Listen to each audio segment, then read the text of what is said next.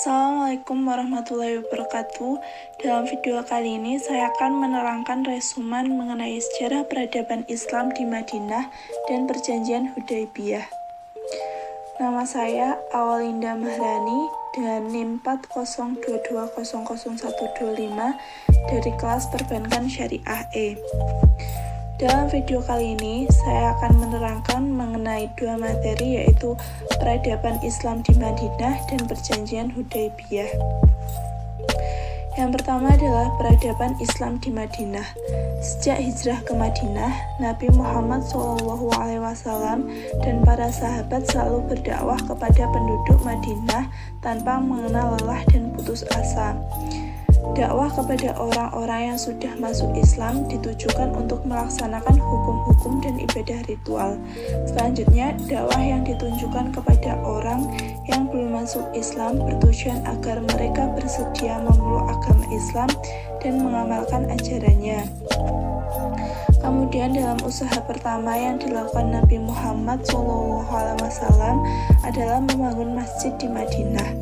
Masjid yang pertama dibangun Nabi di Madinah yaitu Masjid Nabawi yang dibangun pada bulan Rabiul Awal 1 Hijriah atau September 622 sebelum Masehi.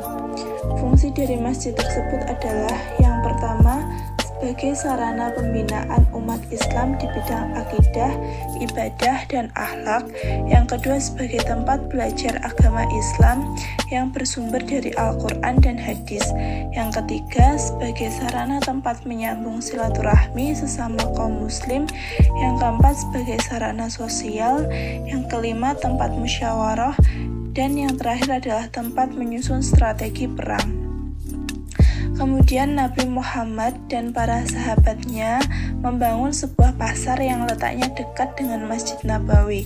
Pasar ini didirikan dengan tujuan untuk mengatur roda perekonomian dengan syariat Islam.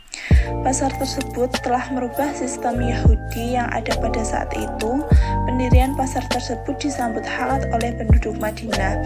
Kemudian pasar Madinah ini yang menjadi urat nadi perekonomian Islam yang pertama yang berpusat di Madinah. Nabi Muhammad dalam hijrahnya ke Madinah juga mempersatukan kaum Muhajirin dan Ansor, di mana kaum Muhajirin adalah orang Islam dari Mekah yang ikut berhijrah ke Madinah bersama Nabi Muhammad, dan kaum Ansor adalah kaum yang menerima kedatangan umat Islam ke Madinah. Di Madinah ini syarat sebagai sebuah negara sudah terpenuhi. Akhirnya Nabi membuat sebuah konstitusi yang dinamakan Piagam Madinah. Piagam Madinah ini merupakan produk undang-undang hasil kompromi antara umat Islam dengan non-Muslim di Madinah yang digunakan sebagai dasar hidup dan aturan yang harus dipenuhi bersama antara pihak yang terkait. Piagam Madinah tersebut berisi mengenai bidang politik, bidang agama, bidang sosial, bidang perundangan, bidang ekonomi, bidang pertahanan, dan kedudukan Yahudi. Jadi yang pertama yang akan dibahas adalah mengenai bidang politik.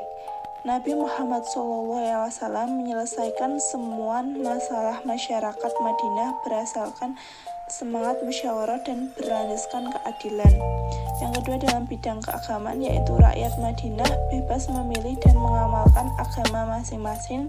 Selain itu mereka perlu menghormati agama yang dianut oleh individu yang lain. Yang kedua adalah bidang sosial. Yang ketiga adalah bidang sosial. Setiap individu mempunyai tanggung jawab yang sama terhadap negara Madinah. Bidang perundangan yaitu undang-undang Islam dilaksanakan secara menyeluruh, menjadikan cara hidup lebih tersusun dan diterima ramai.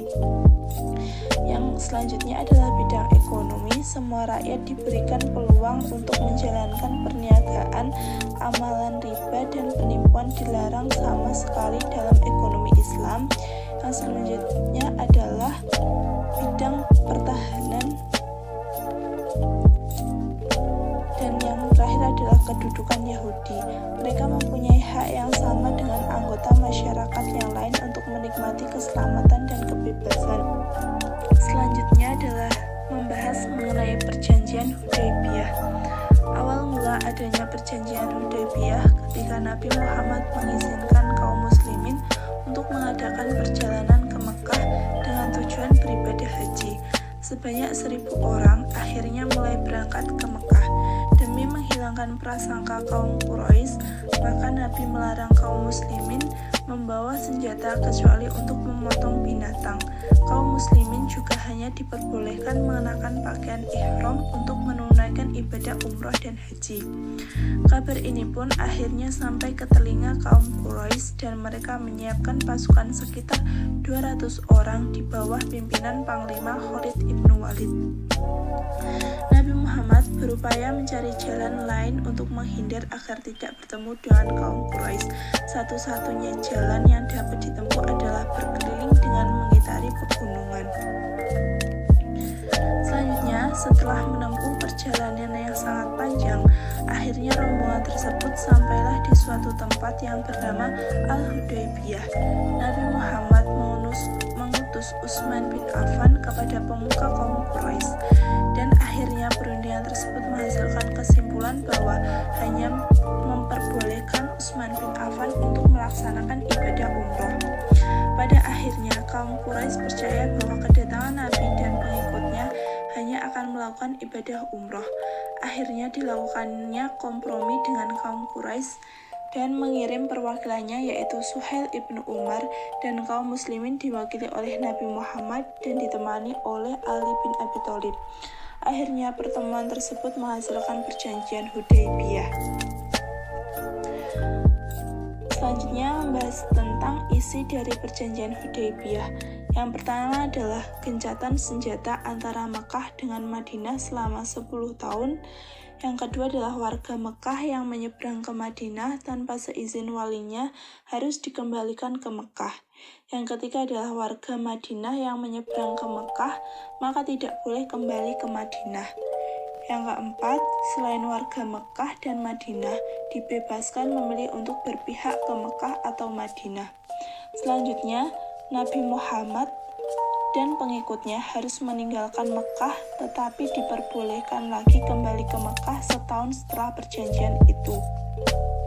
Dari perjanjian tersebut, sebenarnya kaum muslimin merasa kecewa atas hasil perjanjian Hudaybiyah. Sekian resum video dari saya, kurang lebihnya mohon maaf. Wassalamualaikum warahmatullahi wabarakatuh.